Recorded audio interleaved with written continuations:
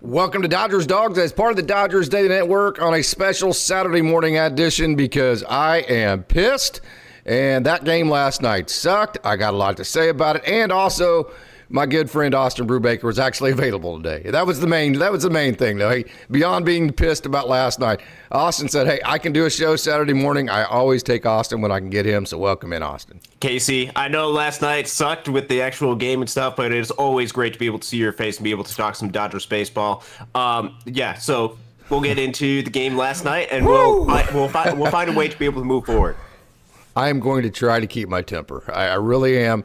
I'm going to try to not cuss. I'm going to try to not just go nuclear on this show, but I can't promise anything because I am a mad son of a bitch this morning. So there you go. Hop in, Austin. All right. No, I think that's a decent spot to be able to pick it up, because Casey, I think we should let some of your thoughts be able to pertain, because last night the Dodgers fell to the San Francisco Giants in extra innings by the score of 5-1. 10 innings, they were not able to get the job done. You have a Giants team that is coming up that is really fighting for a playoff spot. They have a lot of motivation right now, and they're playing some good baseball. And they went up and they straight up beat the Dodgers in San Francisco in games that the Dodgers, if they want any sort of sense on a bye in the first round, which is looking less and less and less, way down in the likelihood of being a possibility for the Dodgers, even though the Dodgers swept the Colorado Rockies earlier in this week, they got to go through, take care of business. They were not able to do so yesterday, and we have to deal with that. Casey, I'll let you take over from here. We absolutely do. So one of the biggest, let me actually get to this here and kind of let me get to, go ahead and give a couple more thoughts, because I'm trying to get to a couple of notes here that I want to get to as far as, so the National League leaders, the Milwaukee Brewers, the Philadelphia Phillies, Los Angeles Dodgers, you're not going to catch the Phillies for home field advantage or the Brewers or any of that. So then the wild card is Chicago, San Diego, and New York. Yes. And so the problem with that is that the Mets lost. Well, I'll get into that here in a minute. Let's just get into the game, because the wild card stand, the Mets lost last night. You could have pulled within a half game there, that kind of deal. We'll get into that here in a minute whenever I get all that sorted. So there's a million different thoughts to have on this. I'm going to start at the top in Tanner Scott. I've said it the last couple of times. The very, very best version of this team has a Tanner Scott being able to pitch high leverage innings and doing so successfully. So I also said, and I'm kind of speaking out both sides of my mouth here, so take that for what it's worth, speaking out both sides of your mouth. But at the same time, I've also said, if Dave continues to put Tanner Scott back out there in high leverage situations, then Dave is opening himself up for criticism. And Dave called it last night, there's outside noise. Call it what you want. It is very well deserved criticism, okay? Because I know, even with the statement that I've made, hey, the best version of this team, fine. We're out of big picture, find the best version type thing, and we are squarely into the results part of this season. So I'll say this about Dave, okay? I love Dave. I don't want anybody else to be the manager. But if he's going to continue to put Tanner Scott out there and ignore what he's seen and continue to put out there what he hopes happens based on a track record of a couple of years in the past, that might work and it might not. And when it doesn't, Dave deserves every bit of criticism he gets. Having said that, that's the big boy pants you wear when you were the manager of the Los Angeles Dodgers. That is a manager going to bat for one of his players, trying to regain some of their confidence, and that is squarely a player that is not responding to whatever the manager is trying to do for that player. And then here's the biggest part of that. The part that I did not like about the post game with Dave is he tries to play this, well, he's getting unlucky. Okay, well, you're a statistician, Austin. This has happened too many times this year for this to be considered unlucky. Then he used the example that it's a 97-mile-an-hour fastball above the zone. That's, matter of fact, it's the exact opposite of that. I could not have disagreed with Dave anymore. When you have a pitcher that is throwing 97 above the zone and throwing pitches to a guy like Patrick Bailey, who's not a good hitter, and they're still getting hit for home runs, that ought to tell you right there, instead of it being unlucky, it's actually the exact opposite. That tells you right there just how hittable that pitcher is, even when they're throwing fastballs up in the zone that are located to where you want them to. And then also, so the biggest problem with Tanner Scott in the past has been he hasn't thrown strikes, right? Enough. Whenever he's not been successful in the past, it's been because he hasn't been a consistent strike thrower. So I know they didn't intentionally walk Young-Hoo Lee, but that 3-2 pitch, okay, and I know that the foul tip was caught, and that should have been an out. Fine. Okay, mistakes happen. Mistakes by umpires happen. If you are a championship caliber team, then you have to overcome that. The way that I look at that as a coach is make a competitive 3-2 pitch, dude. Don't just throw one up there that's 7 feet outside and let Young-Hoo Lee off the hook. You know, come back and make a better pitch after that. Be a champion. So what I'm pissed about is the non-competitive pitch after that. And then whenever you walk the bases loaded, you have put Tanner Scott in a double whammy worst case scenario. One is his bugaboo in the past is he doesn't throw enough strikes. And so by walking the bases loaded, you're putting him in a situation to where he feels like he has to throw strikes, which hasn't always been a strong suit. And just like Blake Trinan said, one of the things that Blake Trinan felt so bad about in his blow up the other day was that he put his teammate Tanner Scott in a horrible position because he put Scott in a position to where he had to throw strikes. Scott being as hittable as he has been all year, when you put him in a bases loaded situation and he has to throw strikes, he now becomes that much more hittable. There was nothing good about that decision last night. Dave deserves every bit of criticism he gets. Having said that, he knows that. He has big boy pants. And I will say this, Dave is doing that to not protect the player, but to try to get one of his most talented players on the roster back in the right frame of mind, and it's blowing up in his face. And because of that, he deserves every bit of criticism he gets. I am not going to sugarcoat that or take any of that away. Is any of that unfair? I'm on a rant, but so be it. Yeah, I don't think that's completely unfair. Let's get a couple of things straight. Tanner Scott has not been the exact same pitcher that he's been for his career. He does not look the exact same. You can tell that from the eye test. You can also tell that from the numbers. If you go back to the All-Star break, which is just going back since the All-Star break, the numbers that he has, I believe he has an 11.37 ERA. His Fangraphs WAR, if you go by WAR from pitchers from Fangraphs since the All-Star break, is the worst in baseball. And this is just coming from 9 appearances. And remember, WAR is cumulative. You earn this by the outings that you have. And this is from a little over 6 innings that he has. Tanner Scott is clearly not the same pitcher that he was earlier in his career when he was dominant, when he was beating Shohei Ohtani during the postseason last year and really showcasing just how good he actually was. That same pitcher, Tanner Scott, is not in there right now. And I think this is becoming more and more clear. And I think the Dodgers and Dave Roberts is trying to put him out there in those high leverage situations as this time we're going to try to make something work with Tanner Scott. Because Tanner Scott, we know that the best version of Tanner Scott is as good, if not better, than any relievers that the Dodgers have in their bullpen. The best version of Tanner Scott, the Tanner Scott that we saw be as dominant as he was. He clearly, and I have no idea why exactly this is the case. You can go to a lot of theorizing. You can say he's throwing too many strikes, but even when he's not throwing strikes, this pitchers seem hittable right now, and they seem to be going out there, and hitters seem to be taking advantage of that.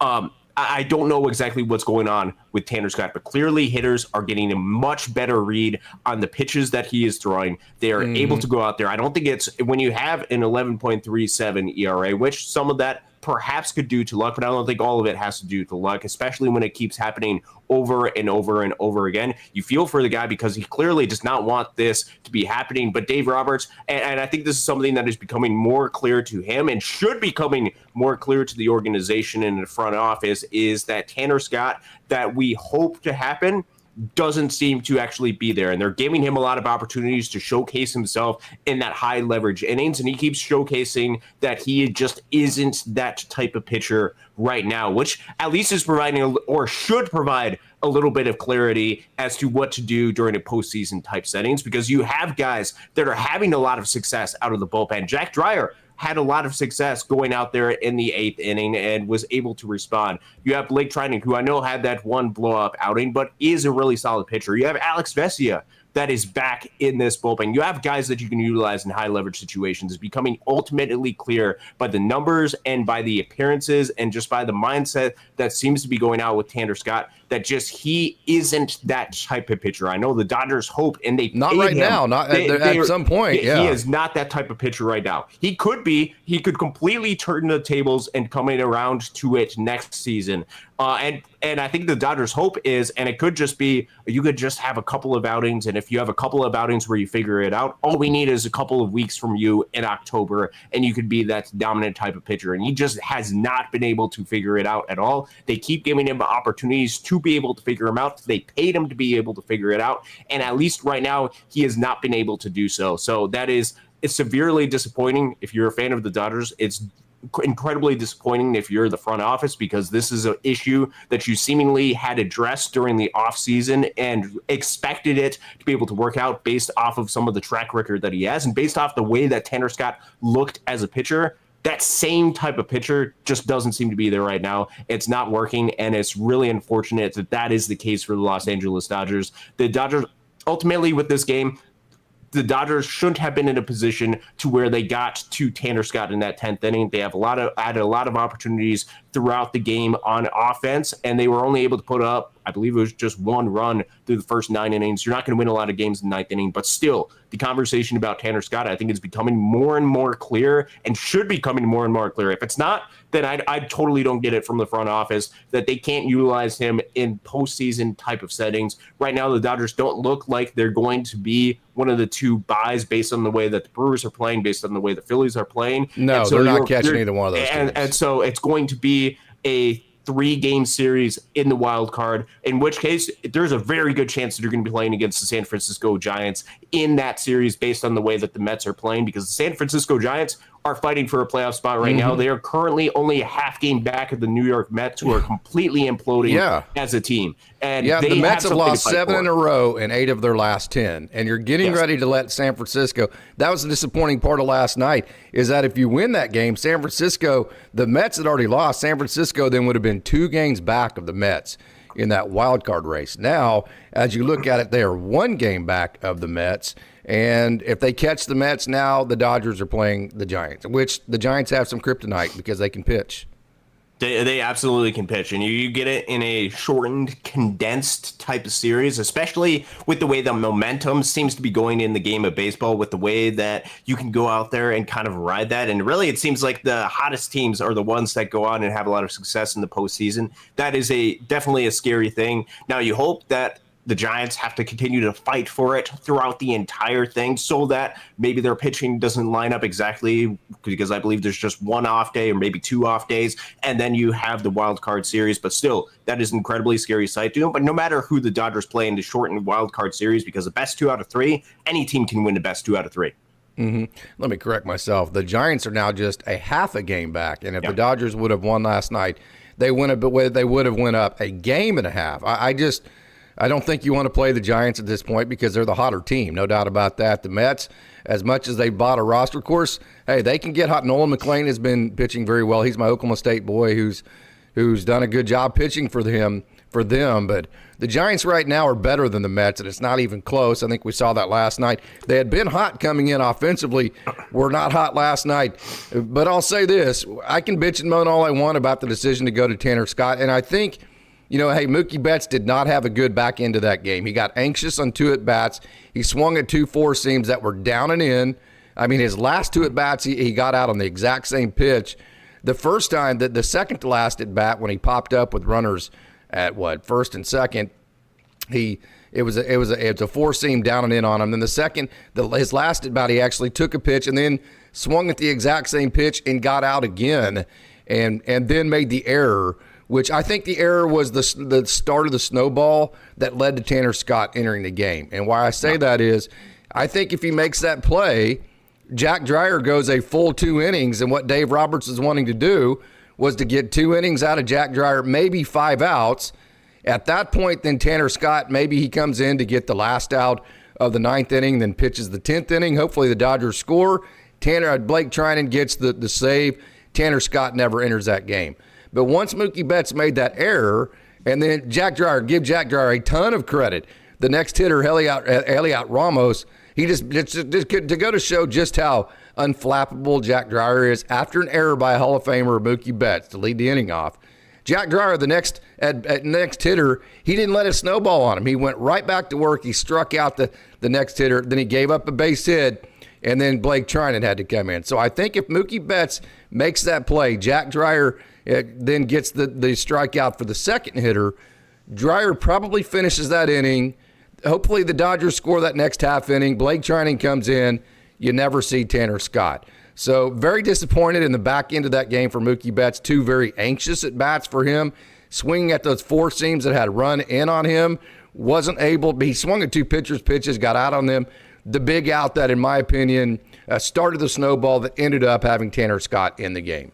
Yeah, there's no doubt about that. When you make mistakes, they don't just impact that one play. Even though you can get out of certain situations, they impact what the plan is going forward and what you can do as far as certain matchups. Because I'm sure Dave had a plan and the pitching staff had a plan for the hitters that Jack Dreyer was going to face. I don't think Dave wanted to go to Tanner Scott, but after that error, I think he had to because he ran out of outs with Blake Trinan. Yes, I think that's absolutely right. I think you have kind of an idea as far as the matchups that you want certain pitchers to be able to go up against. And I think Jack Dreyer, they had certain matchups that they wanted him to go up against. And he was able to get out of the eighth inning, clean eighth inning, then entered the ninth inning. And I think that kind of had a snowball effect, as you had mentioned. And that's when you make mistakes in the game, when you give up, when you allow runners to be able to get on base, whether that's through air or whether that's advanced bases or whatever, you create certain situations that you didn't initially plan on.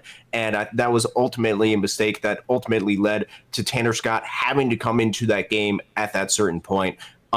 Yeah, it's just unfortunate that was able to happen. I think Jack Dreyer, though, is proving himself to be one of the guys that they can rely upon in the bullpen. Have to do? There's nothing else that he can do. He's been absolutely dominant, and I think that is a wonderful thing for this bullpen. While you have one of the guys that you paid that you should be relying upon going out there and not being able to do the job, Jack Dreyer is stepping up and showcasing why he is one of the high leverage lefties that could come out of the bullpen. It's him, Alex Vesia, and then Anthony Bonds. Actually, if you look at his numbers, has been very, very good. You have three lefties that you can turn to that you have more confidence in, or should have more confidence in right now than Tanner Scott. So at least they have alternatives that they can turn to, and that's not even counting a guy like a Justin Robleski, who's put up great numbers as well. So I'll say this. I think Dave made the right baseball move in walking the bases loaded. I think just the game of baseball would say, hey, walk the bases loaded. That sets up a force out at home plate. It allows you to draw your infield in. So if they do hit a ground ball, then you get an out at that point. It takes all the indecision away from your outfielders. Great play by Andy Pages there, by the way. We'll get into why sending that guy home was the right play, and also why sending Ben Rortvedt to third is awesome. Those were both the right baseball game plays. So I think from a baseball game perspective overall, I think the game of baseball says you walk the bases loaded there because it's the right move, because you set up forces everywhere. So I think as far as just reading the data, as far as what's the right decision here, after you walked Young-Hoo Lee on a very uncompetitive 3-2 pitch, walk the next guy. The game of baseball says that's the right decision. But the fact of who it was, Tanner Scott, the fact that he struggles to throw strikes in the past and that he's thrown too many strikes this year and been too hittable. So in my opinion, that's where we talk about analytics versus use your eyeballs. Analytics will tell you it's the right move to walk the bases loaded. Using your eyes and just seeing the player you actually had on the mound would tell you it's not a good decision, because Tanner Scott needs the leeway with not the bases loaded. Because once you walk the bases loaded, what does Patrick Bailey know? Austin. Sorry, can you repeat that? Sorry, I had something come up on my head. Once you walk the bases loaded, what is the hitter, in this case, Patrick Bailey, what do they automatically know about the pitcher when the bases are loaded and the game's on the line? Oh, he's looking for a strikeout. Or he's looking for a ground ball or something. Yeah, but they know specifically, first and foremost, that pitcher has to throw a strike, right? Yes, and so that pigeonholes your pitcher into a situation to where they are way, way behind the eight ball at that point. So I like the baseball to game decision of walking the bases loaded. But Dave, in that moment, That's where he needs to throw his notebook away. He needs to throw his analytics away and say, hey, I know the game of baseball is telling me to walk the bases loaded, but the guy I have on the mound is telling me not to, and I'm going with a personnel decision over analytics. That's just how that should have happened, the same way that he left Blake Trinan in last year or brought in Walker Buehler to win the World Series when he just threw the damn notebook in the trash can and said, screw it, these are the guys I'm going with. So at that point, he should have made the decision based on who he was pitching, who he had on the mound pitching, versus what the analytics of the game was telling you to do. So Just my opinion. Yeah, so I think this goes back a little bit to the at-bat with Jung-Hoo Lee. So when you're in a situation, and let's remind ourselves of the situation of Tanner Scott when he entered the game it was runner on third with one out. If that is the case, you have the infield in, which means that the one thing that you are trying to do, and this is one of the specialities in the career of Tanner Scott, is you are trying to strike out the opposing hitter, which I think is part of the reason why you look at that 3-2 pitch, why it was uncompetitive. It's because Jung-Hoo Lee is a hitter that one of the strengths that he has, he's going to put the ball in play. That's one of the things that Jung-Hoo Lee is going to be able to do, in which case, especially with the infield in, you have the higher batting average on balls in play. When you have the infield in, there's a good chance that he could go ahead and try and just find some sort of gap. Now that they walk Jung-Hoo Lee, you have runners on the corners. You could go for some type of double play ball and hope to be able to turn that. But still, the game plan for you going forward is to strike the hitter out. And I think this is where your point is absolutely valid, is when you're trying to strike hitters out, and especially when you're utilizing Tanner Scott, is he's best when he's living on some of the margins and getting some of the hitters to be able to chase. As soon as you intentionally walk that hitter, you limit the opportunities of what you have to be able to get to the opposing hitter, to be able to chase. And it wasn't like there was a platoon advantage matchup that they were going into when they were going to Patrick Bailey over the hitter, because I think it was a right-handed hitter that was coming up next for the San Francisco Giants. You still have to strike out one of the right-handed hitters or try to get some sort of ground ball and double play, and he just wasn't able to do that because you trying to avoid fly ball, that you're trying to strike the batter out or get a ground ball at necessary. So I think providing an additional opportunity for you to be able to get a strikeout should have been the strategy, even if they were careful as they were on that 3-2 pitch with Jung-Hoo Lee, trying to find a different way to be able to force swing and miss and try to get some swing and miss. It would have been probably the strategy that I would have taken, because that gives you an opportunity to be able to do that and gives you a little bit more wiggle room and margin for error to be able to do so. So I think that point that you stated is absolutely valid, and I think you can back it up with some of the analytics behind it too. Yeah, absolutely. And so, I mean, here's the deal, okay? In that situation, Tanner Scott, he usually doesn't throw strikes with the secondaries, right? So if you're Jung-Hoo Lee, Patrick Bailey, and you see spin, any kind of spin whatsoever, what are you going to do as a hitter in that moment? When you know that spin is going to dive in the dirt and the last thing you can do is hit a ground ball. If you're those two hitters, what are you going to do? Oh, you're not going to swing at that. You are going to spit on it, and if Tanner Scott paints a low and away slider on the outside corner at your knees, you take your hat off and you tip your cap. Yep. Because what you're thinking is, even if I hit it, I'm going to hit a ground ball, and now I'm going to get because with one out, Austin, that runner from third, I don't care where the ball's hit, it's called a contact play. Yeah. With one out, that runner at third is going, and they're not even going to wait to see where the ball's going. So if Jung-Hoo Lee hits a ground ball there, that runner from third is coming home, and if that runner from third gets thrown out at home, now instead of having a runner at third, you have a runner at first instead. So a strikeout in that scenario is much better for the San Francisco Giants than Jung-Hoo Lee swinging at that pitch and hitting a ground ball, because at least it left the guy a runner in scoring position. So Jung-Hoo Lee, by spitting on any kind of spin 3-2, that was the correct play for him, because it put the Giants in the best scenario, and he knew that, and that's why as soon as he saw spin, he laid off of it. Patrick Bailey, he gets a first pitch slider. He ain't swinging at that crap, right? Okay, so if you're Tanner Scott at that point, instead of throwing that for a ball, steal a strike with that pitch. Patrick Bailey is not going to ambush something secondary off speed on the first pitch of the bases loaded. You know what Patrick Bailey's looking for? He's looking for an elevated, because what Patrick Bailey can't do right there is hit into a double play, right? Yeah. So Patrick Bailey is looking for anything elevated in the zone. Okay, breaking balls are not elevated. Okay, they are down in the zone.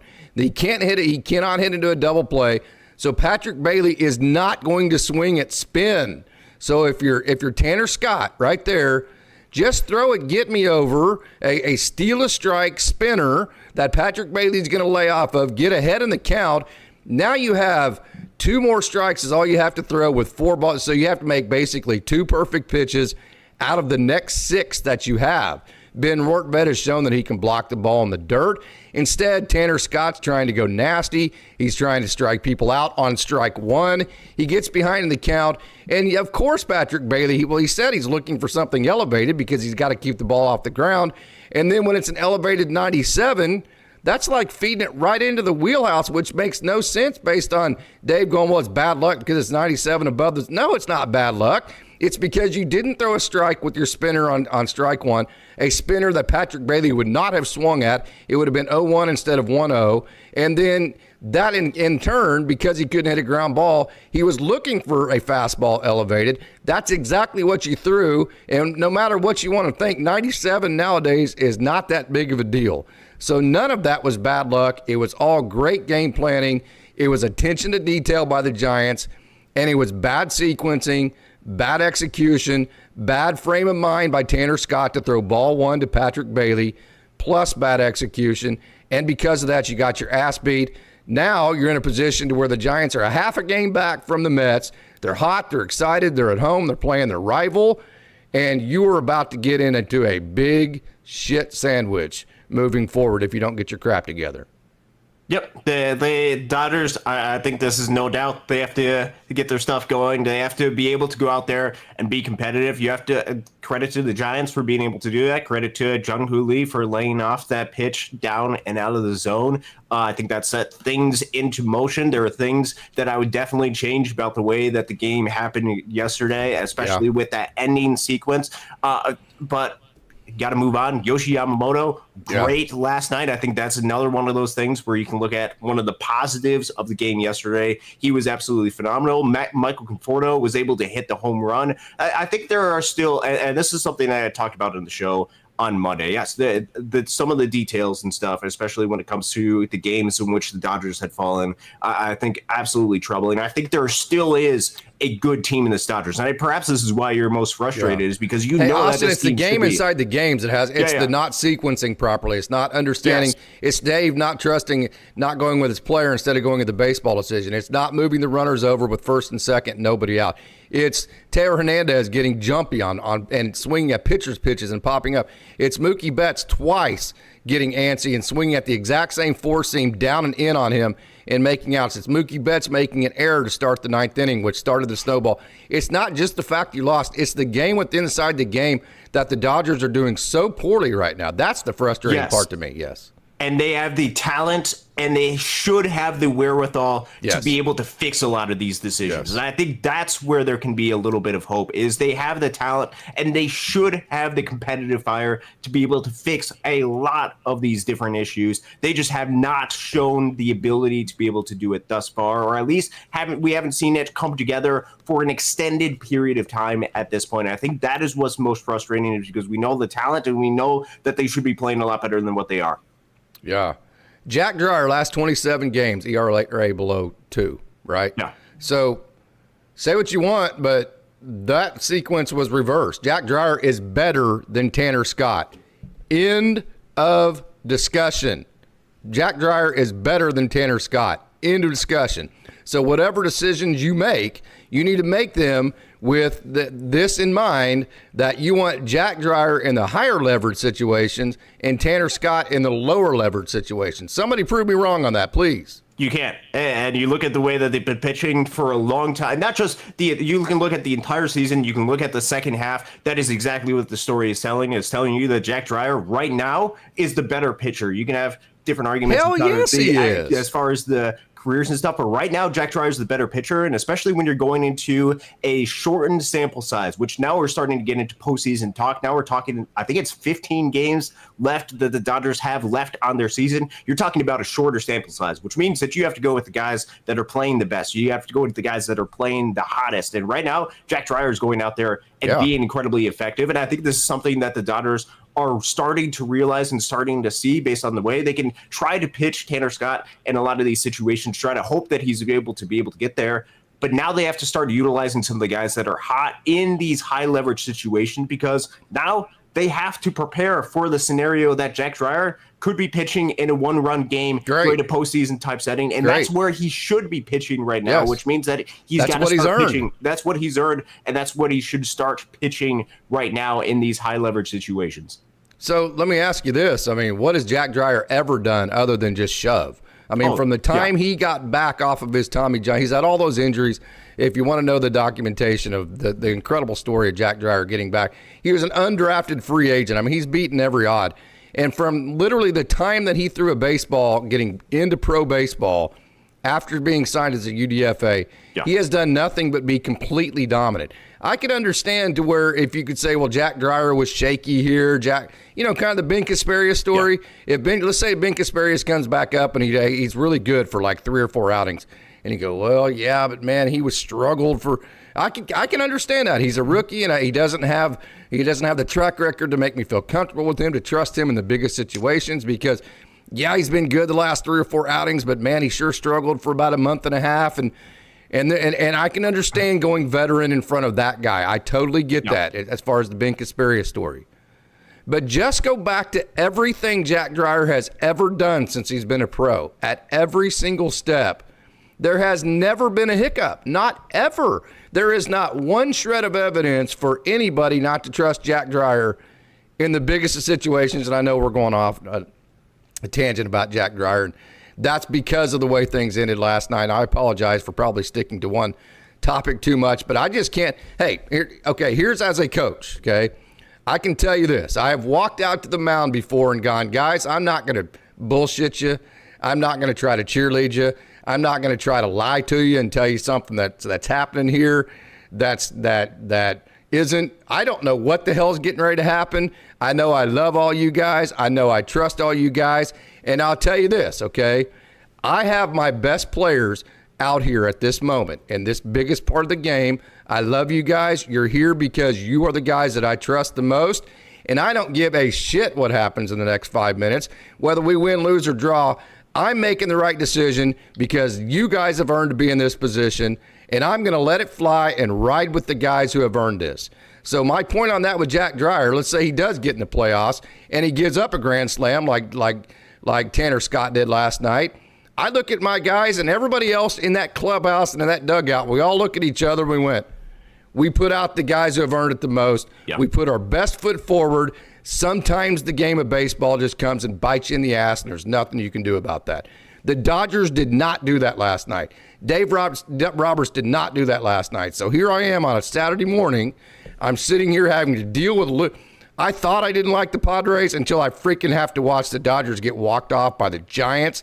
That makes me want to throw up. Usually the next morning I'm fairly calm and, okay, well, I'm over it. Let's have some no. Okay, I have to watch the Dodgers lose on a walk-off to the Giants, lose positioning as far as having with the Mets in terms of letting the Giants catch the Mets in the wild card to have to face them. And I have to do it knowing that the best foot wasn't being put forward either by the decisions made down the stretch and or by the caliber of play on the small things in terms of the execution by the players. That chaps my ass. Those are the discussions that after a game as a coach, I am a mad son of a bitch, and that's where we have a long talk. Possibly we turn the damn lights on and we practice for 2 hours, and if we don't, we might come back the next day 4 hours early and practice then because I'm mad. That's what blows me up as a manager, those situations. Am I being a little bit too over the top? No, I'm just mad. It's totally fair. And let's get it. As to your point that you stated earlier, Jack Dreyer throughout his entire tenure in the Dodgers organization, since he was signed as an undrafted free agent to where he entered the season, and I believe his first stop was 2023 in Great Lakes, he has been utterly dominant every step of the way. I'm losing it. and it's been absolutely incredible to be able to watch his journey, to see the smarts that he's able to go, to hear about it from the broadcast about, man, this kid is different with the way that he goes about approaching it and the knowledge that he has. I think I think about all the different times that he's gone up there and being able to go and have success at the big league level, to some of the big moments that he had at the minor league career, to when it was Game 3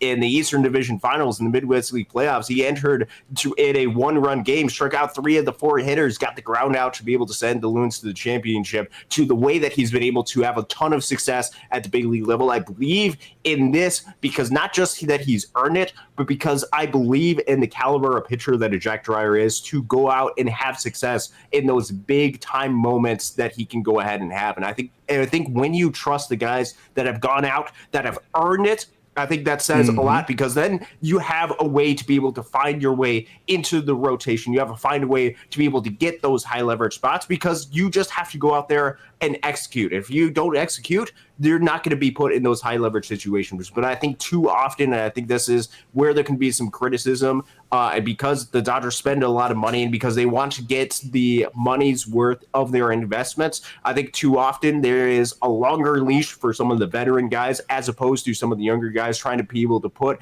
them into those high leverage situations. It's even a blind when spot. They earn it. I think that's where there could be a little bit of a blind spot. And this goes back to 2023 during that series against the Diamondbacks, when they did not pitch Ryan Pepio in that series, when he was one of, if not the best pitcher. He had been their best pitcher for about a month and a half down the stretch. And they did not utilize him at all in that series. He ended up getting traded during the offseason and is having a lot of success with the Tampa Bay Rays. Continue to wish him luck down there in Tampa Bay. I think this is something that they have to realize, that they have to go with the guys that are the hottest, that are the best. And I hope this is something that is becoming more clear to the Dodgers, is that they can utilize some of these younger guys that are having a lot of success, put them in these situations, because these guys are having a lot of success. Jack Dreyer is having a lot of success, and I think you can trust him in some of those high leverage situations. But it comes through the next 15 days, the last 15 days of the regular season, you got to utilize him in some of those high leverage situations to be able to prepare him for the postseason even more, even though I think he's being ready and competent enough to be able to go in just about any situation that the Dodgers put him in right now.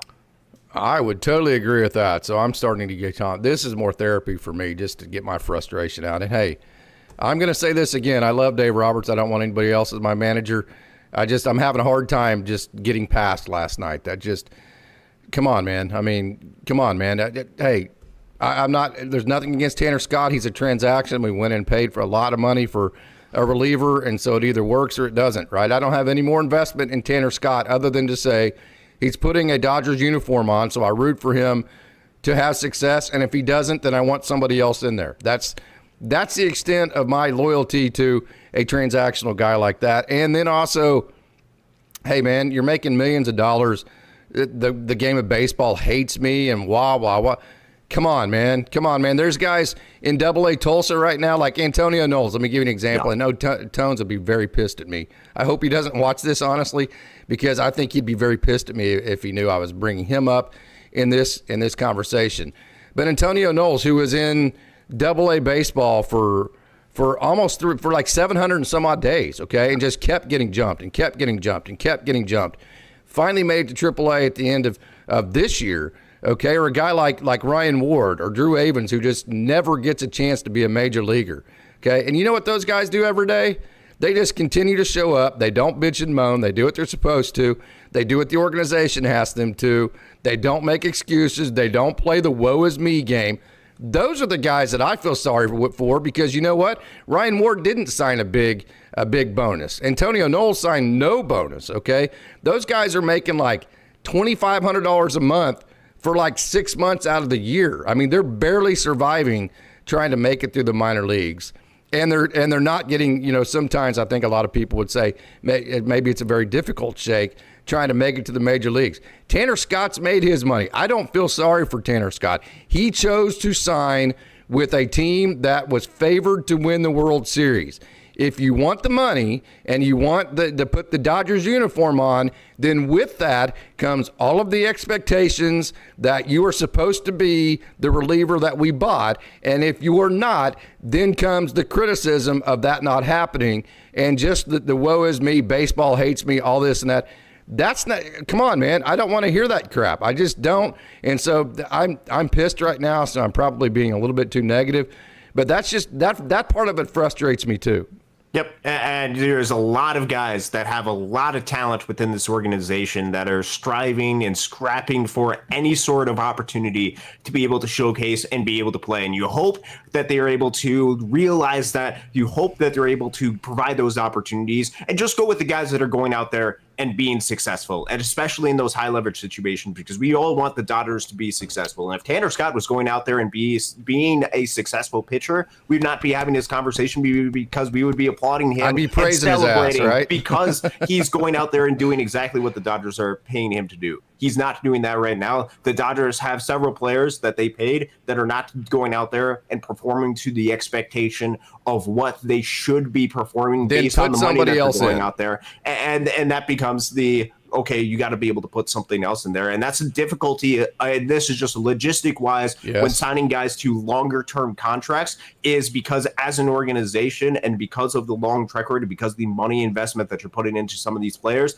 this prevents you from being able to do that, from turning to guys that earn it. As you had mentioned, some of the guys down at the minor leagues absolutely have earned opportunities either at AAA or at the big level. And the Dodgers, with the position they put themselves in, with the roster moves that they have made, have not allowed themselves an opportunity to be able to bring those guys up. And that is incredibly unfortunate, because there is a chance, not saying that they would go out there and perform better, but there would at least be an option for them to be able to prove themselves. And right now, there's no chance for them to be able to prove themselves at the big league level to showcase that they could be better than some of the output that they're going. So they're stuck with, you have to go with the guys that you paid for, because there's no Tanner Scott down to Oklahoma City.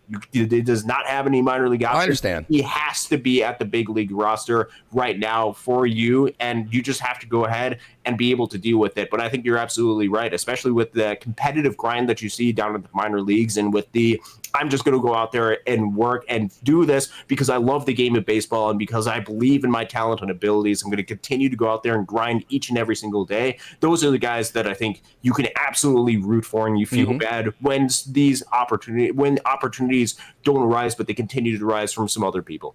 Yeah. You think Justin Dean bitched and moaned when he got sent back down to Oklahoma City and only got 2 at-bats at the major league level? You think he sat around and felt sorry for himself and said, baseball hates me? No, I think he's going out there and continuing to grind, I think he's grateful for the time that he spent at the big leagues, but he's doing everything he can to go out there and try to get back there again. Yeah. You know what he did in his first game back? He got 2 hits, right?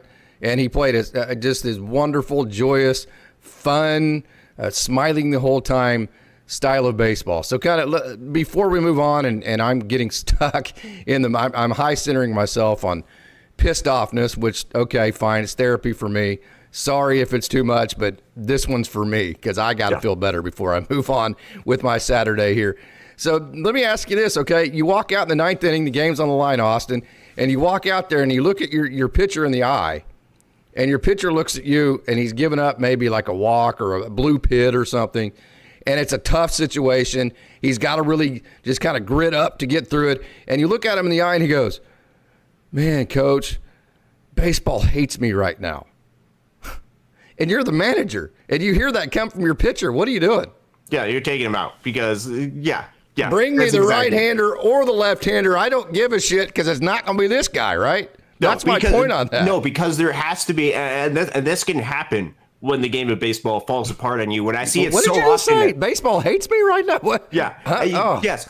There can be a lot of things that go wrong and a lot of weird things that happen within the game of baseball. But you have to go out there and you have to find some sort of inner grind, because especially with the pitchers and especially with opportunities and stuff, and especially with an environment with an elevated strikeout percentage, you can go out there if you continue to grind and try to find ways to be able to get hitters out. And I think that competitive fire in nature has to be the mindset that a lot of these pitchers have, and unfortunately is not the mindset that all of them seem to have right now, which you feel on a personal level, because I'm sure this is Tanner Scott is incredibly disappointed, and I'm as mad, if infinitely more mad. Do something about it. Right. Quit being use that disappointed, turn that frustration into motivation, and do something about it. Right. Yep. I think that's absolutely right, and that is my hope, that he's able to get there. And if it's not able to get there this year, that he's able to figure things out, because I think there still is a really good pitcher inside there. It is not showcasing right now, and that is incredibly clear. So my last comment on this. as a manager, when you walk out to the mound in a huge situation, there's one of two reactions that you want to see from your pitcher. One is, F these MFers, screw them. That son of a bitch on first base got lucky, that dumb son of a bitch. I can't wait to face it. Coach, if you take my ass out right now, I'm telling you, I'm kicking your ass in the parking lot after this game. So just get ready. Yep. You take my ass out, and if we don't win this game, I am physically kicking your ass as soon as this game's over. You got it? So those are the choices. You either want that guy, okay, or you want the Blake Trine and the Jack Dreyer who goes, hey, man, this guy kind of over here got lucky. That's so-and-so on deck. I've always had his number, Coach. Here's what I'm going to do, Coach. I'm going to throw a first pitch slider, a second pitch fastball, third pitch curveball. He's not going to be able to lay off of it. I'm going to get him the analytical aspect, right? Yeah. So you either want the really calm analytical guy that actually knows what the game plan is getting ready to be, or you want the guy that is so fired up and so competitive that you're like, I ain't taking that son of a bitch out right now. You know, that kind of. That's one of the two different. Those are the two reactions that you want to get as far as when you go to the mound. Okay, so let me say this. This game last night just felt like a microcosm of the entire back half of the Dodgers season. No offense, great starting pitching to where you blow the great starting pitching, another blown lead with your bullpen, and then also a game, hey, when Conforto hits the home run, Andy Pages throws the guy out at home plate. At that point, I'm thinking, hey, destiny's on our side. We're going to win this damn game. This is the type of game that can springboard you forward. But then we didn't. So, like, every time I feel like the Dodgers are springboarding, I mean, things just stop on a dime. So last night, in a lot of ways, was just exactly what this team has been for about 2 months. It's been inconsistent, and you look at everything that you had mentioned right there is absolutely correct. It is. It blows the mind because I don't know exactly what exactly to fix. The starting pitching, I should say, really, really solid. And they have sprinkles of elements of really good out with their bullpen as well after Yamamoto and or Jack Dreyer. I think they'd have more if they threw the right guys in the right leverage situations. And I think that's absolutely right. And that should be something that to take advantage. But I think, as you had mentioned, the throw by Andy Pages, after that happened, you're thinking, oh, man, this is the Dodgers moment to be able to take advantage, because that was a big moment. And that was a great throw as Andy Pages continues to showcase at the big league level that his arm is absolutely phenomenal. Something we knew about before he entered the big leagues, just how good his arm actually is. The Dodgers were not able to take advantage. There was some aggressiveness on the base paths to try to put both teams in positions to either win the game from San Francisco Giants, which they forced Andy Pages to not just make a good throw that can beat the runner, but to make a good throw, an accurate throw to home plate that Andy Pages was able to execute. And then during extra innings with Ben Rutherford, going over to third base on the Mookie Betts sacrifice fly that also required an accurate, good throw from the right fielder by San Francisco. Both plays, aggressive plays on the base paths, in which case this game is turning into a little bit more aggressive. You're seeing more stolen bases. You're seeing teams try to take the extra base to try to force a lot of fielders to make those good throws. And credit to Andy Pages for making the throw in the ninth inning. And also don't forget Ben Rortvedt. He did not have the catcher does not have a regular glove on. There's only two mitts on the field. There's a catcher's mitt and a first baseman's mitt. Everything else is a glove. It is not a foregone conclusion that you catch a ball and it stays in your mitt. That's not an easy. That's easier said than done. I've seen that ball pop out of catcher's mitts so many times in my life. That is absolutely correct. So credit for him during that ninth inning for that. And then you also got to give credit, Giants right fielder, I think it's Drew Gilbert, that made that throw from right field. That was a good throw. It just come in the game too. Yeah, like earlier for a pinch hit at bat. And that stalled the momentum from what the Dodgers had in the extra innings, and then that's ultimately what led to the Dodgers having to try to make sure that they didn't give up that run, and then the Giants ended up winning the game from there. Yeah, so I'm probably going to get some pushback on this, but I agree with both of the decisions of sending. I think that was Ramos home. Okay, so I know Young-Hoo Lee is on deck. And Young-Hoo Lee is a 270-ish hitter. So my point on that is, okay, the reason why you send a guy with 2 outs, which there was 2 outs after the ball was caught, is because the outfielder has to throw the ball, the catcher has to catch it, It has to be an accurate, at least decent throw. The catcher has to hold on to it through tagging the runner. All of those things have to happen, which on a routine basis are going to happen. But Young-Hoo Lee, who's around the 270, that tells you that he had a 27% chance at getting a base hit in that situation. Plus, there was going to be a base open at that point, so you were going to be able to try to throw some pitches at him to see if he would chase and that kind of thing. So the odds are that there is a better than 27% chance that Andy Pages doesn't make an accurate throw, Ben Rortvedt doesn't catch the ball properly, it's either over his head or it's right or left or it's down the dirt or the ball pops out of his glove. There is a better than 27% chance that the defense screws something up along that way than there is for the next hitter on deck to get a hit. So that's why you send him in that situation. I would agree with that. You're just trying to play the odds. The odds are you have a better than 27% chance that the defense doesn't make that play, although it is a very routine play, okay? Yep. And then that same deal goes with sending your runner to third base. The problem is that you don't have an extra catcher on roster. If you had an extra catcher on roster, that would have been Hyesung Kim, and he would have walked to third base. Instead, because you don't have an extra catcher on roster, you have to leave Ben Rortvedt there, and then he's the one advancing to third base. I have zero problems with trying to get Ben Rortvedt to third base with only one out. Because, yes, Freddie Freeman is clutch. Yes, he's awesome. But he's even better if there is a runner on third with one out. So there's a rule in baseball that you don't make the first or the third out at third base. So it's with one out where you get aggressive sending your guy to third, because then if you do, then you can score him without getting a hit. And then again, you're taking a guy who had just come in the game. It was basically a perfect throw. Chapman made a good play. I mean, but having said that, I would say the routine aspect of both of those plays is if the defense makes a routine play on them, then the runner is out. But the game of baseball would suggest you took a calculated risk based on the situation at hand. The situation's called for making those risks. So I have no problems with either send. I also have no problems with anybody saying they were a little bit too routine for my taste, and so I don't think either send was any good.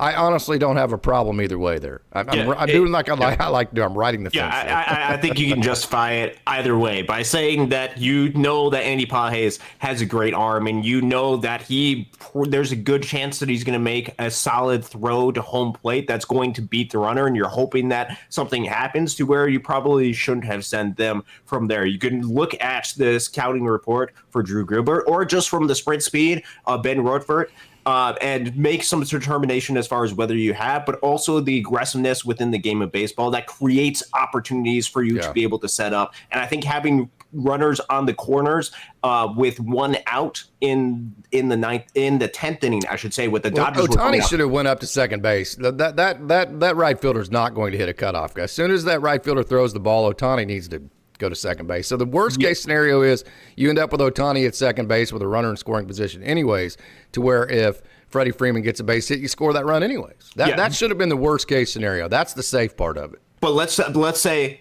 that Ben was able to make it to third base. You have runners on the corners. You have a rookie pitcher that is in the game that throws velo that now has to execute at a high level to Freddie Freeman. So that would have presented an opportunity for him to potentially make some sort of mistake pitch. You could have put potentially Shohei Ohtani if you wanted to. Not sure if they want him running at this point, but you could try to force him to try to get him to steal second base, try to be aggressive. And Absolutely. If you wanted to avoid the double play, and then there's a whole lot of pressure on the defense. The Giants were able to execute, make a perfect throw. That was aggressiveness on the base paths from both teams, and especially in those types of situations when the Giants, if the Dodgers make any sort of mistake, you're winning the game. Dodgers were able to execute. If the Giants made any sort of mistake or the throw was slightly offline, the Dodgers put themselves in the position not just to score one run, but if Shohei Ohtani steals second base with Freddie Freeman, you're going to lose Freeman, though. They're going to walk Freeman in that situation. You're going to walk Freeman. It's going to be Teo. And then it's going to be, it would be Miguel Rojas on deck because he got inserted for Max Muncy, which Miguel Rojas likely is going to be able to put the ball in play. and hopefully not a ground ball situation. That would be the hope that he wouldn't hit a ground ball, that he would be able to get something else than a ground ball or find some sort of hole. All of this is fun, and these are just opinions that we all have our opinions, and they're all like assholes, and they all stink, right? that's kind of one of those things, or armpits, however you want to put that. We can talk about all this. That, hey, should he have sent the runner? Should we put Tanner Scott out? We can talk all about this. Bottom line is the offense has either been inconsistent or just straight up bad since about the end of May, after being the best offense for the first month and a half of the season. So how about this? Yoshinobu Yamamoto in his last starts, this is the run support he's gotten. 3 runs, 2 runs, 4 runs, 3 runs, 1 freaking run.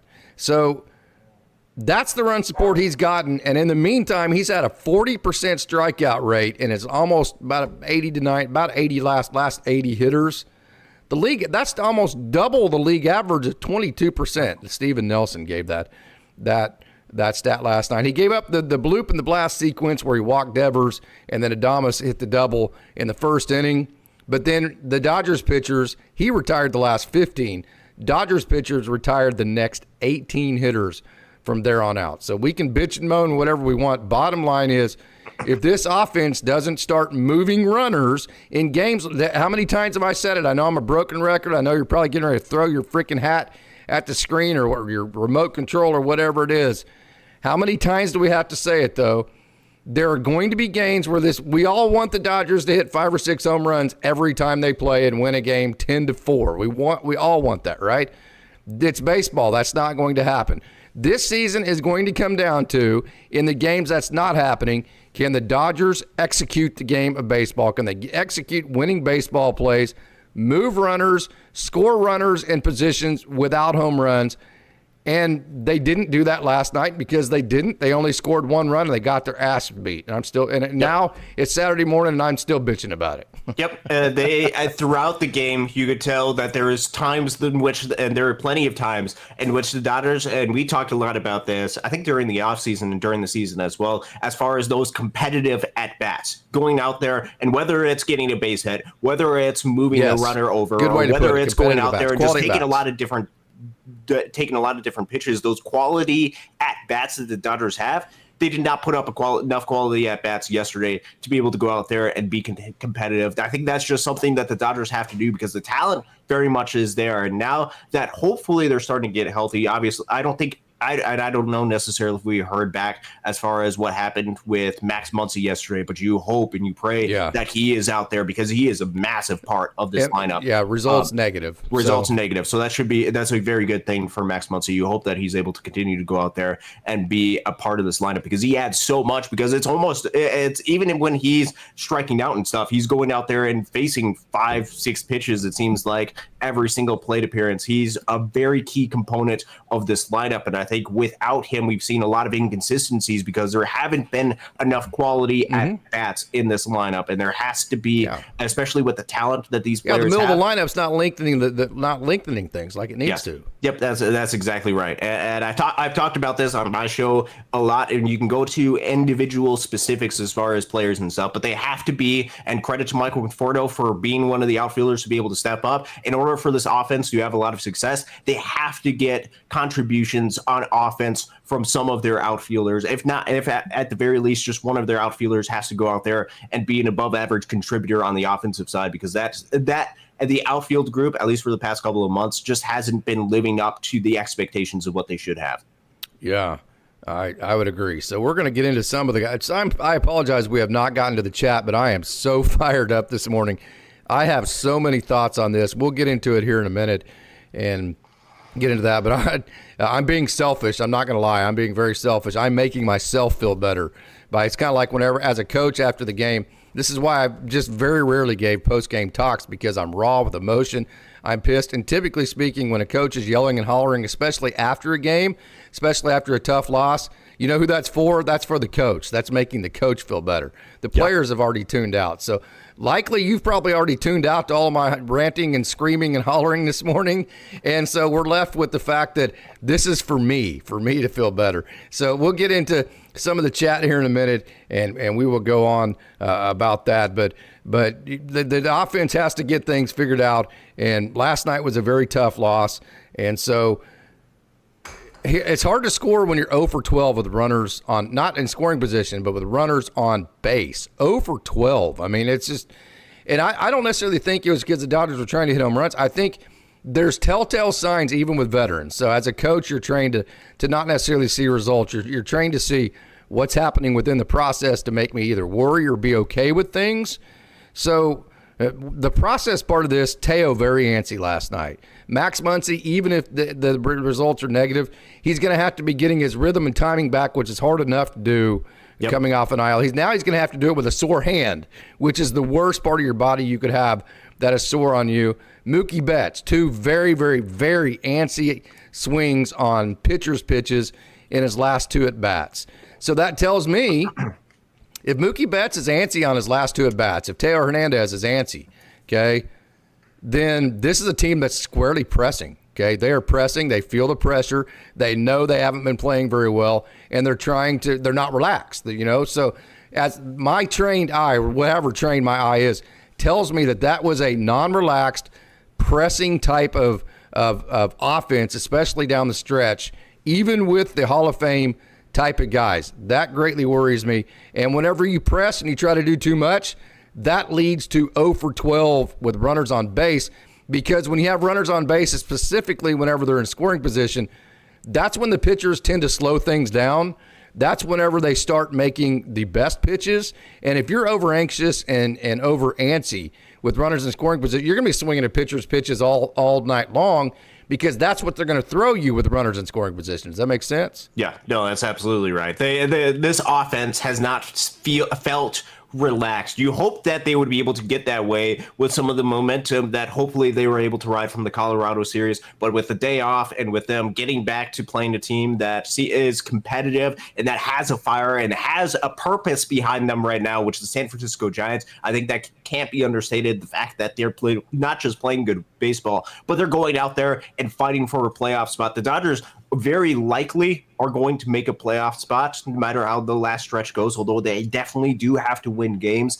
But as far as the competitive drive to be able to win those games, seems to be with the Giants right now. And the Dodgers seemingly feel the pressure, as you mentioned. They definitely feel the pressure to be able to go out there. They know they should be and have to be playing better in order to succeed in postseason as an offense, and they just have not been able to execute on even some of the small things in the game of baseball, and that's incredibly frustrating to watch for this team that should be playing better than what it actually is. Hey, Grant McCray, by the way, is the guy who threw out Ben Rortbeck going to third base. You know who his dad is? Who's that? We have this in the chat, so I actually knew the name, but I wanted to confirm. So Grant McCray's dad is Rodney McCray. Does that ring a bell to you? I don't think so, no. Have you ever seen the video of about 40 years ago, the right fielder in a minor league game? All the outfield walls used to be wood. Yeah. Now they're chain link and padding and all that kind of stuff. But you ever seen the video of the right fielder in a minor league game running through the wall, literally running through the wall? Yeah. That's his dad. Oh, that's awesome. Yeah, that's Grant McCray's dad, Roddy McCray. How about that? Yeah, that's awesome. Yeah, credit to, who is that in the chat? I'll get to that here in a minute. But somebody in the chat actually brought that up. I will get to that. I'll get to that name. Let me get to this first. So we have a question. Okay, first of all, let me have you answer this question just while I'm getting the video up. So I think Deuce makes a very good point here. Dave can't help himself. He goes to his veterans. It's just his go-to. It's his blind spot. It just is what it is, okay? I'm going to say that point blank. I would say that to his face.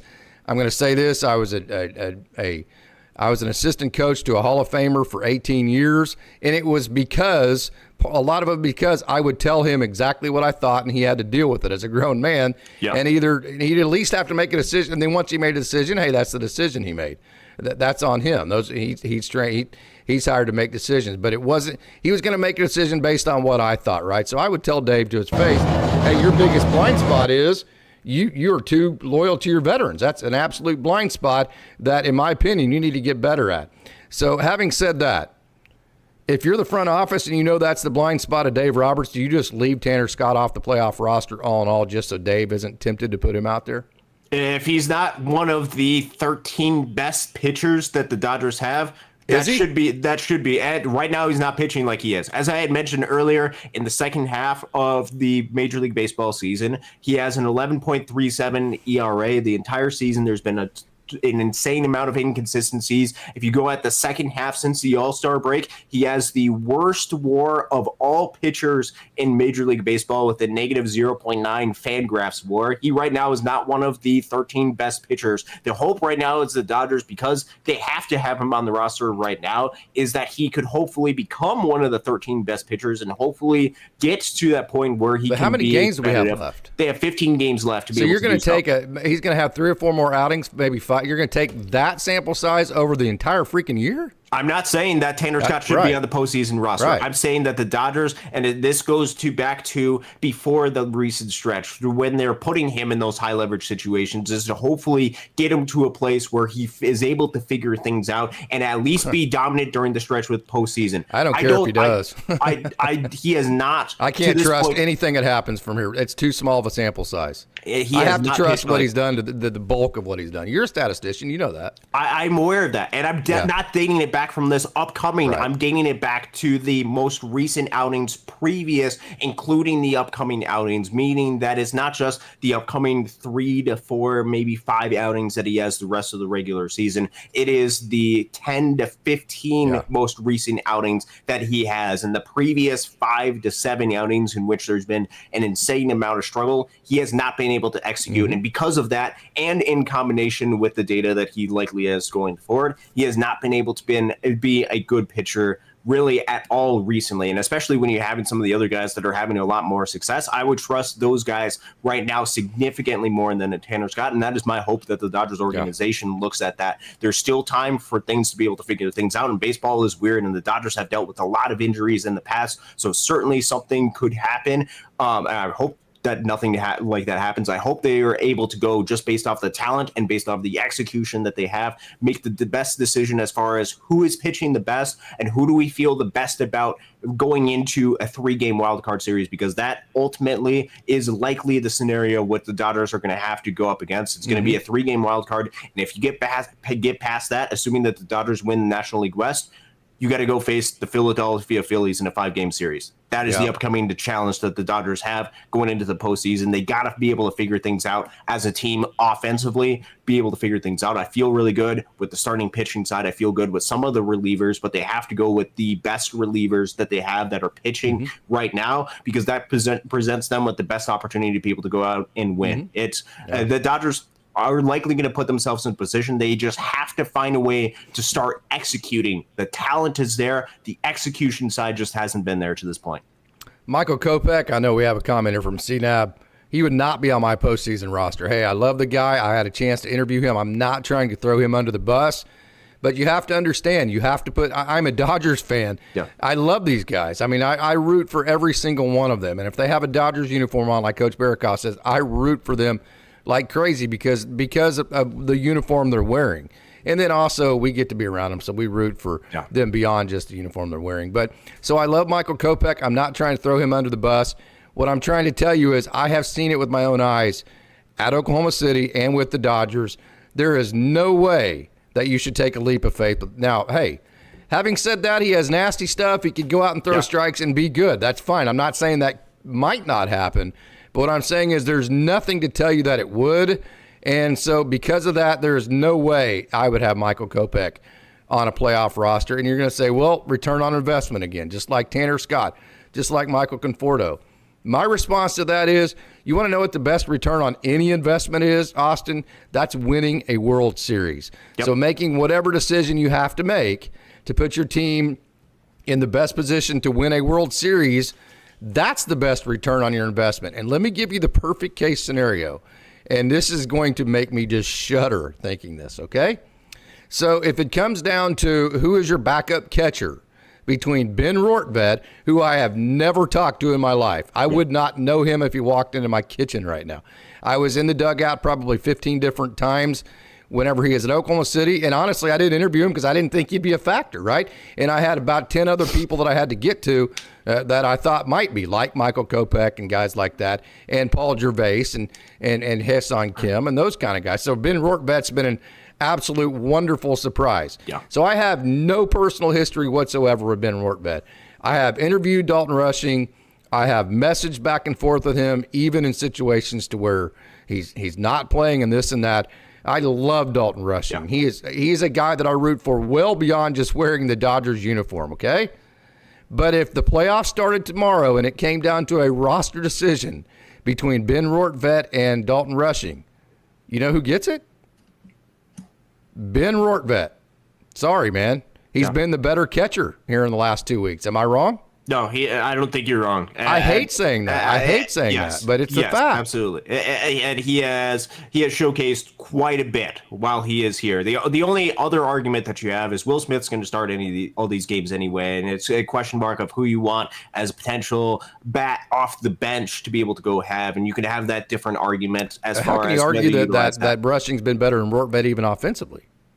Rortvet's bunted. He's gotten hits. You could go based off of the sample size being small for Ben Rortvet as far as his tenure with the Dodgers, and you look at the overall sample size and what Dalton Rushing has done throughout his career. That would probably be the only rationale as far as an argument. But as far as the decision you make in May and June, that's not a decision you make in September. That's my point, though. Yep, and I think that's totally fair. I think with Michael Kopech, he's got a really big next couple of outings to be able to showcase himself for this Dodgers pitching staff to try to put himself into the conversation because I think with the Dodgers, with their pitchers, you can have some guys that you feel really comfortable with, and especially with a lot of different starters that are part of that. And I think that Emmett Sheehan has definitely earned, even though he isn't part of the starting rotation, likely isn't going to be part of the starting rotation for the Dodgers in the postseason, earn an opportunity to be on the postseason roster. And I think he's one of the best 13 pitchers that the Dodgers have. So you have some moving pieces with some guys. You have some crowding. Who'd you say? I said Emmett Sheehan with the way that he's been pitching. Yes. With the way that he's been pitching. So that crowds some of the field that you have, which means some of these guys, some of the veteran guys that are part of the team have to step up and showcase it because they shouldn't be getting opportunities over some of the guys that are pitching incredibly well. And I would say right now I would feel comfortable, and you could make the argument, oh, there's too many lefties and stuff, but I wouldn't feel comfortable right now with the way that Michael Kopech's pitching, choosing him over even a guy like a Justin Robleski, because Robleski, his numbers have been a lot better.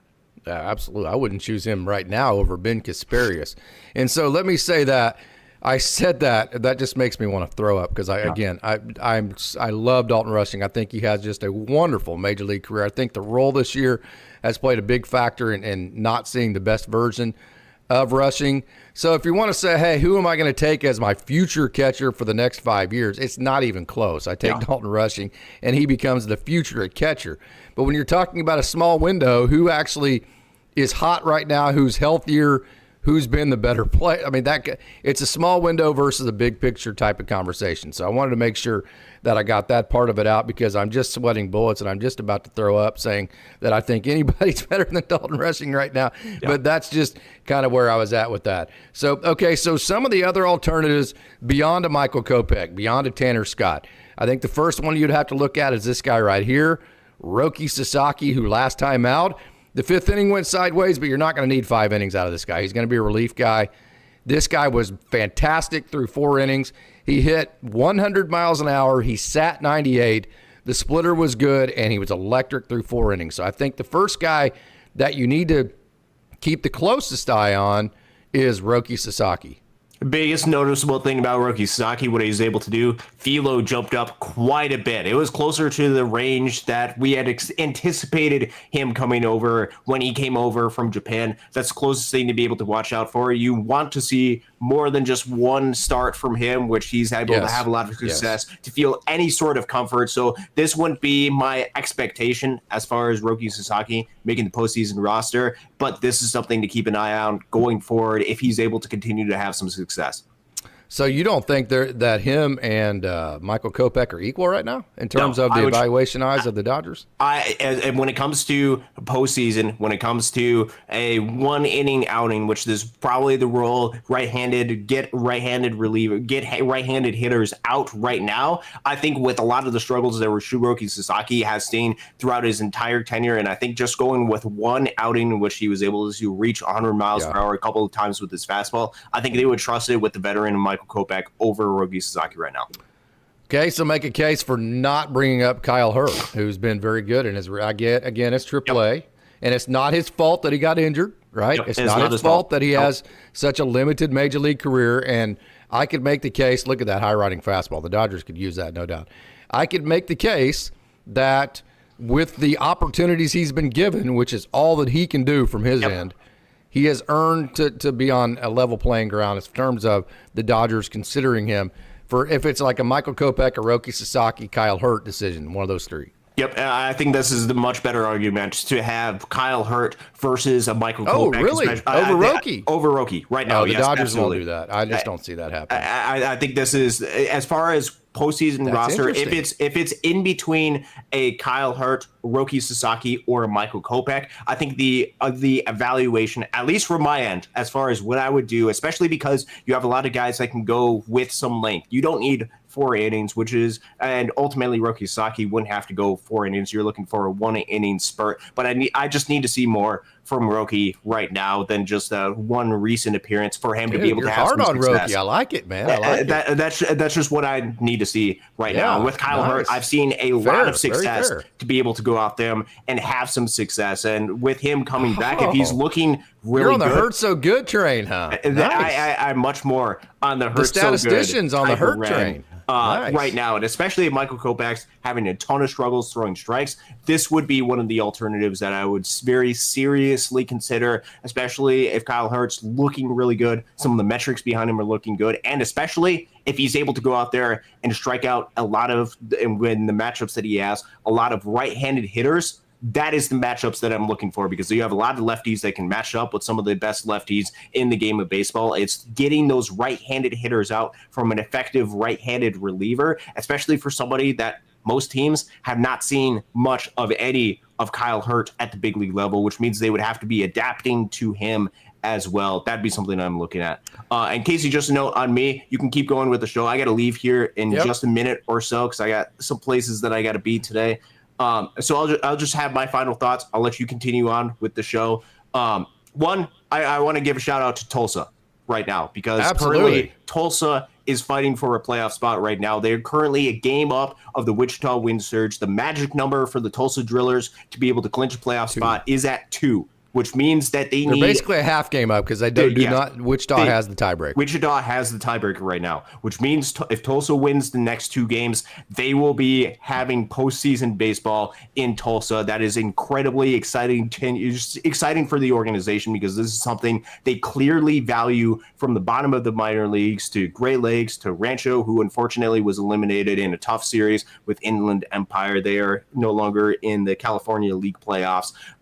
This is something that they very clearly value, and having Tulsa, who struggled as much as you can at the beginning of the season, go out there and be in a position to where they're fighting for a playoff spot right now, especially with the tough Wichita team that's going out and playing against a not great Corpus Christi team. Tulsa's just got to go out there and execute and find a way to be able to win. They were able to do that yesterday. Excited to be able to watch them going forward, watch that game before the Dodgers game tonight, and root for Tulsa to be able to make a playoff spot, because this means a lot to many people within this organization.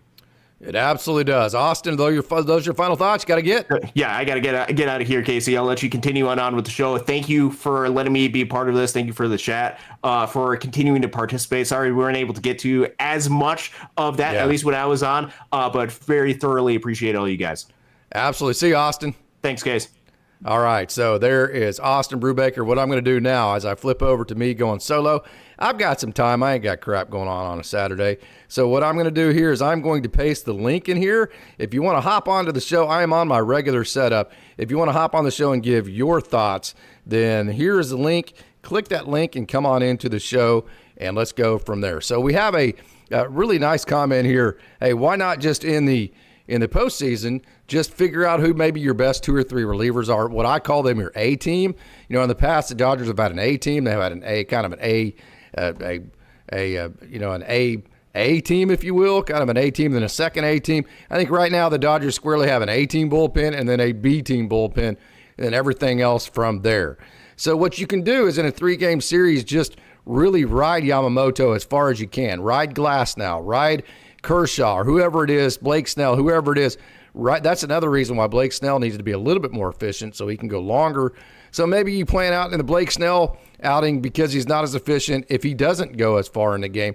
That's where you empty all of your bullets as far as your A-team bullpen, and then you rely on Yamamoto, Kershaw, or Glasnow, whoever the other 2 pitchers would be, to give you like 8 innings, at least 7 innings, and you can kind of just get your A-team guys in the bullpen. I think that's probably Vesia is a guy that I would definitely trust, no doubt about that.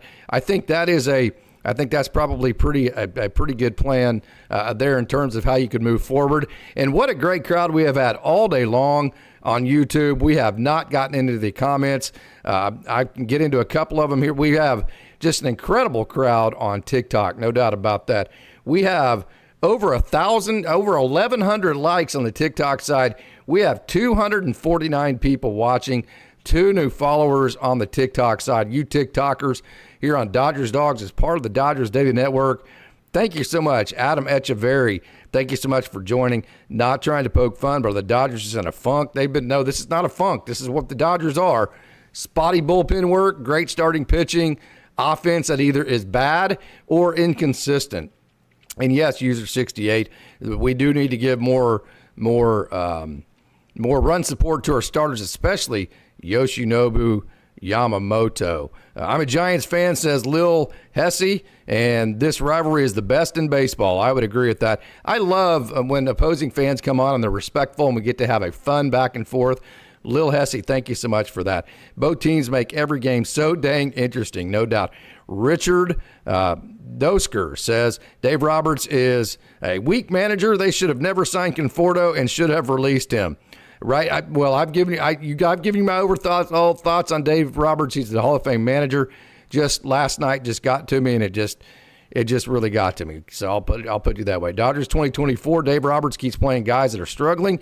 What happened to guys that play are performing it? Hey, I call it the meritocracy, the merit system over the country club system, no doubt. In a 3-game series, I say save the bullpen and use all the starters. Yes.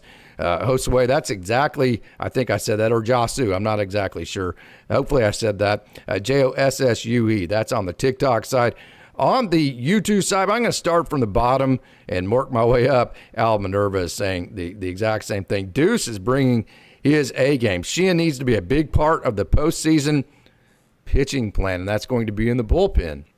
So he's going to play the role that I thought if Dustin May would have accepted a bullpen role, he's going to play the role I thought Dustin May would have, which means he's going to move down to the bullpen, whether it be multi-inning and knock out a bunch of leverage innings from that. So whether it's 3 innings or 1 inning, Emmett Sheehan's going to be high leverage, because if it's multi-innings in the middle of the game, what he's doing is he's knocking out the amount of high leverage innings there are at the end. So either way, that's a high leverage outing for Emmett Sheehan. CNAV, I can't remember the last time we've had a run of starting pitching like I'm seeing right now, my 50th year as a Dodgers fan. Again, that's the hat hanger. You got to hope the starting pitching continues to be what it's been, what it's capable of being. You got to hope that Dave manages the bullpen right, puts out only the guys that are performing. The bullpen turns into the Dawgs again, and you got to hope that the offense can figure it out and start playing better offense on the days where you're not hitting home runs to win the games that are on the margins. Hey, CNAS says Scott will turn it around, just not enough time this year. That's where I'm at. You're running out of time this year. We've got him for 3 more years, so let's try to figure that out maybe next year. But this year, I think you just don't have time to get a big enough sample size to trust. Hey, I think P. Kasumi, we're all in the same boat. I love the Tanner Scott signing, but he's just not doing it this year. Trust Bonda more. How could anybody push back against that? Okay, I'm not trying to throw shade on Tanner Scott. I think CNAB has it right. I don't think that the Tanner Scott Dodgers career is over. We have him for 3 years. I just think you punt this year and you see what you got next year. Having said that, if Dave Roberts continues to go with him every time he goes out, he's going to have a Dodgers uniform on, and I am going to root like hell. And Pete Kasumi also says offense can't really fix it. They are what they are. I'm hoping the starting pitching will be the Dawgs this year that carry us through the playoffs. At this point, the Dodgers should really prioritize the bullpen pitchers that are having a good year and use them regularly in the high leverage situations. They deserve it. And I think he will as the playoffs go on. I think you're going to see that. And Pete Kasami also says the Dodgers are going to start every series on the road out through the playoffs and maybe not the wild card. Let's be honest, their offense is inconsistent, no doubt. Again, I can't push back against that. I do not like negativity. I don't like dwelling on the past, which is exactly what I did all day today, which was last night's game, but you have to because you're frustrated. And I feel a lot better today. I'm ready to kick some ass now for tonight's game. So I might have worn y'all's asses out, but I certainly feel better. Hey, CNAV says, I can't take credit for the Rodney McRae comment. I give the credit to my San Francisco guy, his buddy Mike. Yeah, Rodney McRae was the outfielder that ran through the wall. That's his son that threw out Ben Rortbed trying to go to third base last night. CNAV says Kopech should not get the ball unless we're getting blown out. That's exactly right. Hey, CNAV, you have a tremendous amount of experience in this game. You are such a high-level baseball brain. You know more baseball than most people. Well, you've forgotten more baseball than most people will forget. That's an exact comment, your comment about Tanner Scott. That is exactly right, man. I mean, hey, and as a guy who's been around the game like you have your entire life, you hate to say that about people, but you have to be honest. I mean, you can't just be a cheerleader. You can't have blind faith. You got to have the tough conversations, especially in this game that has so much failure. Hey, Deuce, data guys like Scott's velo and spin, that's why he was signed. They apparently aren't noticing his lack of command and compete. The post-game shows are what are wearing me out with him, the woe is me type of crap. So 808 Shizaw says he needs low leverage innings, stop killing the dude. I just say, hey, just let's, if that, yeah. And then if it's low leverage innings, that doesn't do anything for me in terms of trusting him, the high leverage innings for the postseason. Hey, CNAV says, I see some new names in the chat. Please like, subscribe, and hit the notification button. Always great content. Thank you so much for that. Seabad. Chris Fauborg, I know we signed Yates to be a setup guy, but I think we need to put Scott into that role. And, you definitely could do that. Or you could just go with your most productive 4 or 5 arms and do that. 808 Shizaw says it's really just neglect to keep putting this dude out in situations like that. He's not doing any favors for him. I don't disagree with that because last 808 Shizaw says something's just not right with Tanner Scott. Sometimes that happens. Now, hey, if you look back through even Hall of Famers' careers, sometimes there are just periods of time and even entire years to where it just doesn't happen for you. That appears to be what's happening to Tanner Scott this year. And Deuce says analytics preferences for the walk and homer model is showing. Front office needs to pivot off of this. By the way, they have, I think, in the minor leagues. You have Esteury Ruiz, who set the all-time stolen base single-season record for the Bricktown era since that goes back to 1998. He has 58. You have Kendall George, who's stolen 100 bases. The Rancho Cucamonga Quakes has stolen more bases than anybody else in the Cal League. So I think the Dodgers have pivoted some. Tulsa has Zach Earhart. They have Chris Newell, who is a 2020 guy.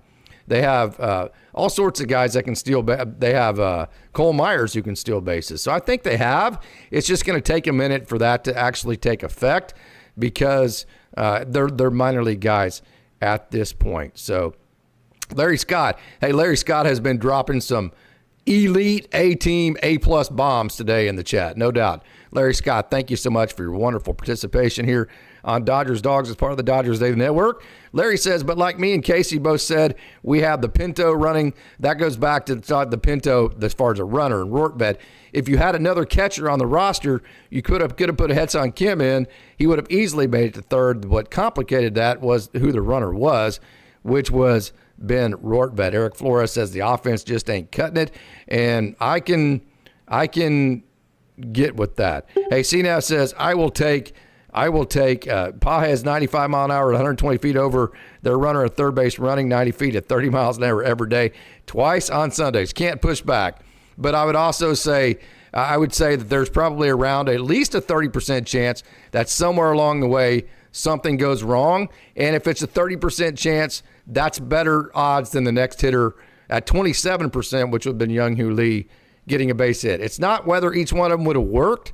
I mean, it's a routine play. It's which one actually has the better odds. I think you can debate that either way. So I'm good with either way, with both the Giants sending the guy home and the Dodgers sending Rortvedt to third. CNAV, Vesia, Robo, Trine, and Bonda. Have confidence in the. Have confidence in out of the pen right now. That's who CNAV has confidence in. Kasperius would be in there too, but he's in Oklahoma City right now. I think he will get back up. This new catcher, what a game he calls. No doubt, Al Minerva. We have covered that. Casey, why do you think Ryan Ward hasn't been called up this season? I don't think they like his defense, and I don't think they think he's a better offensive player than Michael Conforto. And also, I think there's a human element to this. Al Minerva or Chris Fauborg. Ryan Ward is going to be a free agent after this year. Okay. So if you put Ryan Ward on your 40-man right now, you give him a cup of coffee. Now he has 3 option years left, and because he has 3 option years left, now you can keep Ryan Ward in the minor leagues for 3 more years, which would mean he would be 31 years old before you actually had to make a decision on Ryan Ward. So just cutting bait, not putting Ryan Ward on the 40-man, that's going to allow Wardo to become a free agent. Wardo can then sign with the KBO team, which is what I think is going to happen, for $750,000, and that's a better case scenario for everybody involved. I don't think Ryan, because if you look at the transition from Ward from AA to AAA, it took him a long time to get used to AAA pitching. So if you have that same transition period for Ward that it took him to go from AA to AAA, if you have that same transition period from AAA to major leagues, it would be somewhere in the middle of next year before he actually started producing at the major league level. The Dodgers are never going to be able to give him that time. So instead, let him become a free agent. Let him go sign with the KBO team. Let him go make $750,000. And then the Dodgers can go sign whatever left fielder they want to in the off season. So CNAV says, I can't believe they didn't trade Wardo like they did Fiducia. Yeah, I think Wardo is probably more of an attractive player as a free agent to a KBO team. Remember, he went and hit that grand. Remember in the offseason, he went and he hit the walk-off home run, and he got so many messages from Korean people. Somehow they got his phone number that he actually had to turn his phone off. It actually turned his phone off. Ryan Ward is a household name in Korea right now. Okay, so I promise you, if a KBO team says, "Hey, we are going to sign Ryan Ward," all of their fans are going to know who he is, and so he will demand a higher contract than Hunter Fiducia would. So I think Ryan Ward's in a better position to be successful in terms of signing a contract with his next organization as a free agent than Hunter Fiducia was. I think the opportunity to prove himself with the Rays for Fiducia was the better situation for him, but we will see how that plays out. So, hey, this has been an absolutely great time. Thank you to Austin Brubaker for joining. Thank you to all you wonderful Dodgers dogs who showed up on a Saturday morning. Let me vent, put up with my bullshit, as you know that goes, in all of my frustration and ranting this morning. I hope it wasn't too much for you. So, hey, thank you, Dodgers dogs. You're the absolute best. And as always, it's a great day to be a Dodger.